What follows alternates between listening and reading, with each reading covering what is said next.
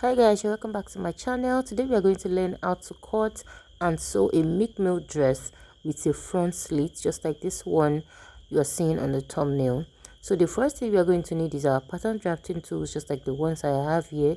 Your pencil, your marker pen, your marker, or whatever you make use of. Okay, then of course your pattern paper, because we're going to be doing this on our pattern paper first before we transfer to our fabric.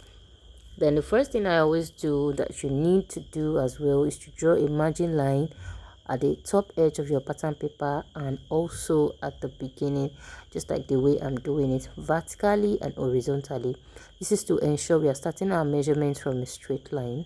So this line that I have at the top edge is going to be the shoulder, and you're going to take your shoulder measurement divided by 2 on that line. Okay, then you're going to come down from that point by 1 inch for the shoulder slope. Then afterwards, you're going to take the neckline measurement 3 inches by 3 inches to form a round neckline. You're going to connect with a curve ruler. Although this neckline, we're not going to be needing it later because it is more or less like an off shoulder that we are making. Okay, but we still need to draft a basic bodice block to give us a base for our pattern. So what I'm trying to do here is just to draft my basic bodice from my shoulder to my half length or my front length. Okay, so what I'm doing next now is creating the chest line, the armhole line, and the armhole curve. So from the shoulder line, you go down to your chest line, and then you mark your shoulder measurement divided by 2 on that line and connect back to your shoulder slope. On that chest line now, you take your bust circumference divided by 4, and you're going to go ahead and mark it like so. So you find the midpoint of the armhole line and you connect like so with a straight ruler and a curve rule to create your armhole curve. All right, then the next thing we are going to go ahead to take all other vertical measurements, which includes the bust point, the under bust, and the front length. So from the shoulder, you measure down to your bust point, your under bust, and the front length, just like you see me doing. And after you are done with that, the next thing is to connect with a straight line, just like you see me doing. So I'm going to go ahead and connect the 3 lines, then I'm going to label all my lines accordingly. After that, the next thing you want to do is to take the waist dart using your bust span measurement divided by 2. Whatever you get, you are going to measure from the bust point line down to the waist line. Then you connect with a straight line. On both sides of this line, you are going to take 0.5 inch and connect back to the bust point with a straight line. So after this waist dart, the next thing we want to do is to create our cup.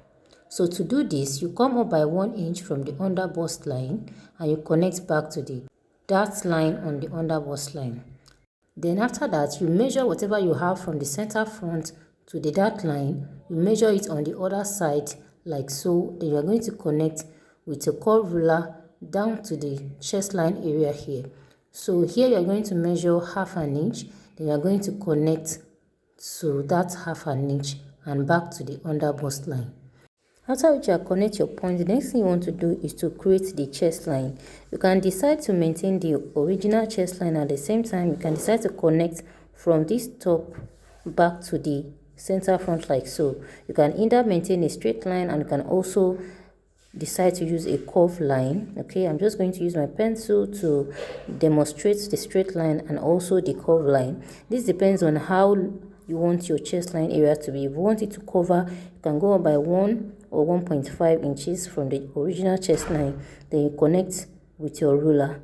So depending on how much more cleavage you want to open. But for me, I'm just going to maintain this curved line. So I went up by half an inch from my original chest line. Then I connect back to where we have our cup.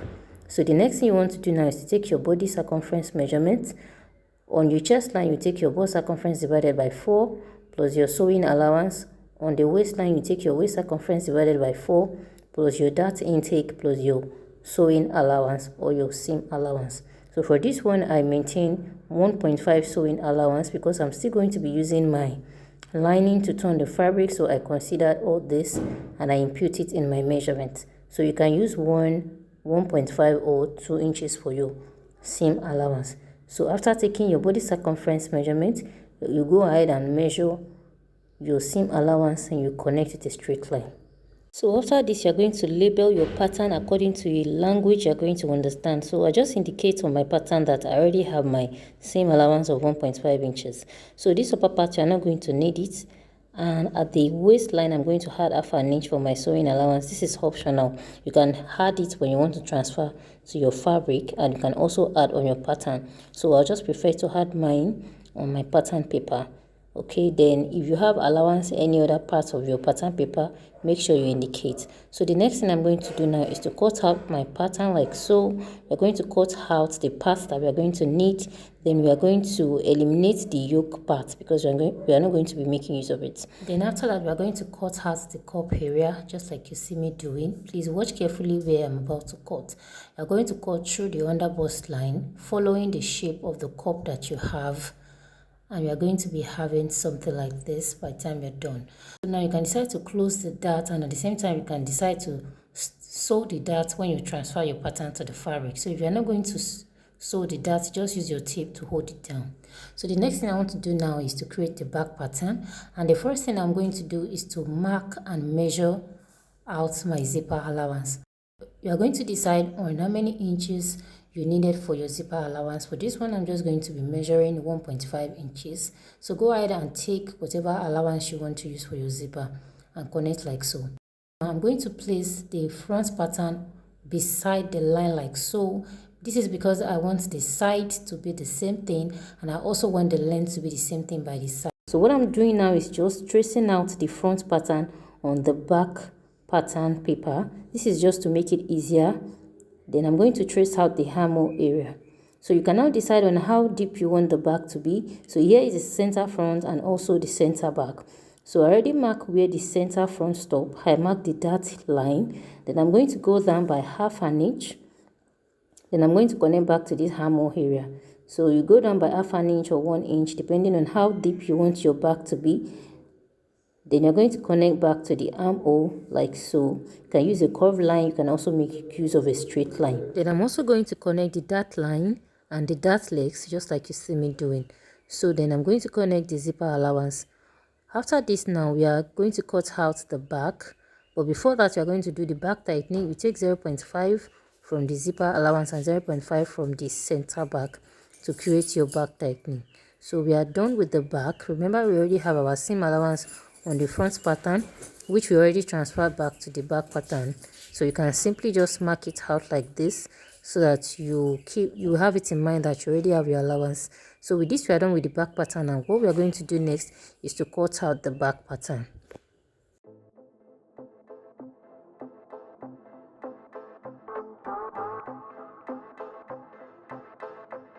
Then as for the back pattern, you can also decide to close the dart, but I'll suggest you just go ahead and transfer the darts and you stitch it on your fabric. So for the cup, you're going to be cutting 2, and for the center front, you're going to be cutting on fold. Then as for the back, you're going to be cutting 2 of this. So the next thing we want to do after this is to work on the cup. So because we needed fullness around the bust area, we are going to use a method of slash and spread on this cup. So we are going to divide our cup into 4, 5 or 6 depending on how many parts we want. Then you can also decide on the intervals in which you want in between each lines. So I'm going to be maintaining 1.5 inches. I'm going to connect with a straight line like so. Then I'm going to label.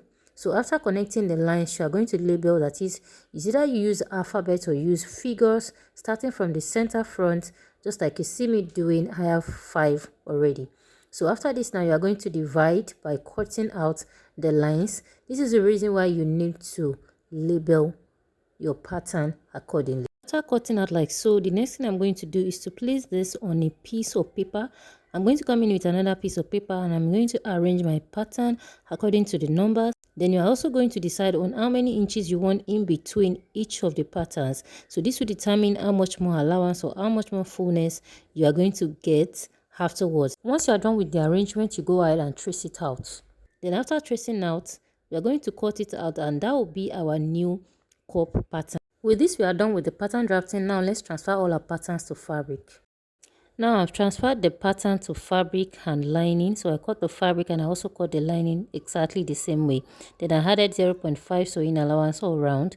So as you can see, I cut 2 of the fabric and 2 of the lining. So the center front is on fold while the back is also cut on 2. Then I have seam allowance all around. So the next thing I'm going to do, I'm going to join my back bodice, the zip allowance area and the upper part. Then I'm also going to work on this cup area. The first thing you are going to do is to place the lining on the fabric right side facing right side like so. Then you're going to stitch down with 0.5 the center front line. Remember, we already indicated, okay, just to secure the center front. We are going to run a gather stitch on top of the cup and the down part. All right, so and I'm also going to join the back bodice together. Then we are going to come back to see what it's going to look like. And also I'm going to take the waist start for the back pattern as well. Now that I'm done doing that, this is what it looks like. All right, I already joined the center front. It has to be secured. Then I already work on the back pattern as well, as you can see. So that's been aside. The next thing I want to do is to gather the upper part and the down part of this cup. I already run my gather stitch on the upper part and the down part. Remember, we have excess and we want to gather it back to our original cup measurement. So when you're drafting your pattern, you need to measure your cup before you slash and spread it. So what I'm doing on this cup now, I'm going to do the same thing on the other side of the cup before we join it to the other part of the front bodice. I already written down my measurements and I'm going to confirm it here. So if it's too much or it's not enough, then I'm going to adjust it. And as for the down part of the cup as well, we have excesses. I'm still going to use my gather stitch to gather back the excesses back to the measurement that I'm going to need. But as for this one, you're going to determine the fullness when you want to join to the other parts of the center front. I mean the down part of the front body. So whatever I do here now, I'm going to do on the other cup. Then we are going to come back to the next step. So guys, the next thing you want to do now is to create a tiny strap. You just cut a tiny strap of about 1.5 inches wide and 18 inches long. We are going to use it to secure the upper part of this cup area. We are going to stitch it from the wrong side and back to the right side of the cup. So guys, I'm done stitching the rope and this is what it's going to look like. We already used the rope to secure the upper parts. So the next thing we want to do is to attach the cup to the other part of the bodice. So guys, I'm done doing that and this is what we have. So the next thing now is to secure these raw edges by using our lining to turn it over. So you are going to place the lining over like this. You make sure you align the center to center. You can always work with your pin down your lining to your fabric. Then we are going to stitch it down. All right, because we want to secure the raw edges of the cup. Then we also want to line in the front. So guys, this is what it should look like by the time you're done. I already secured the down part. I stitched down the sides, and this is what you are going to be having at the end. So the next thing we want to do now is to place the back pattern on the front like so. Then we are going to join together using our seam allowance. Do not forget the allowance you added. You can also go back to your pattern paper to make sure you have the right measurements. Okay, so I'm just going to do this now, but I'm going to be leaving a little bit of allowance because we are still going to be joining our sleeve to this. So after that, we want to work on the sleeve. So for the sleeve now, I already fold my fabric into 4 because I'm going to be cutting 2.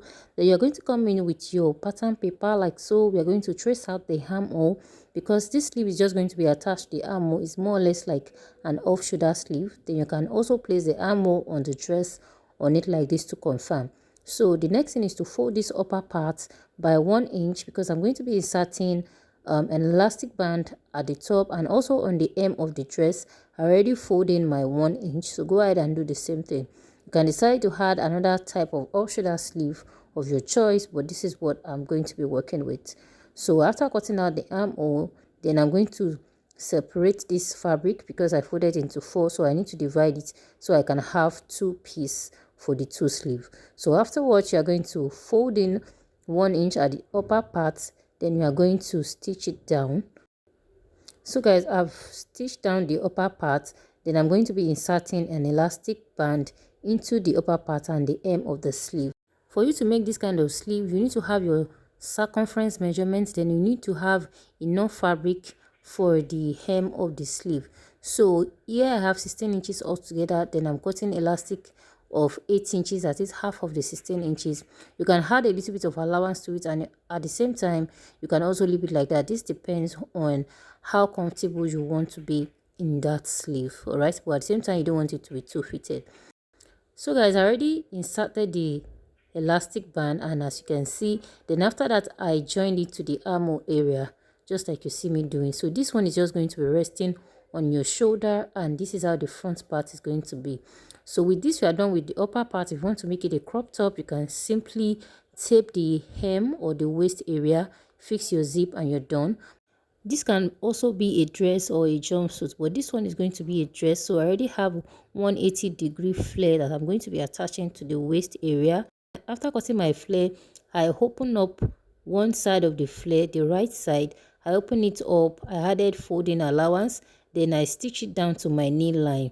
So you can decide to let yours get to the knee area, above the knee or below the knee, depending on where you want your slit to be. What I did to get my slit is that I measured my nipple to nipple measurement after my sewing allowance.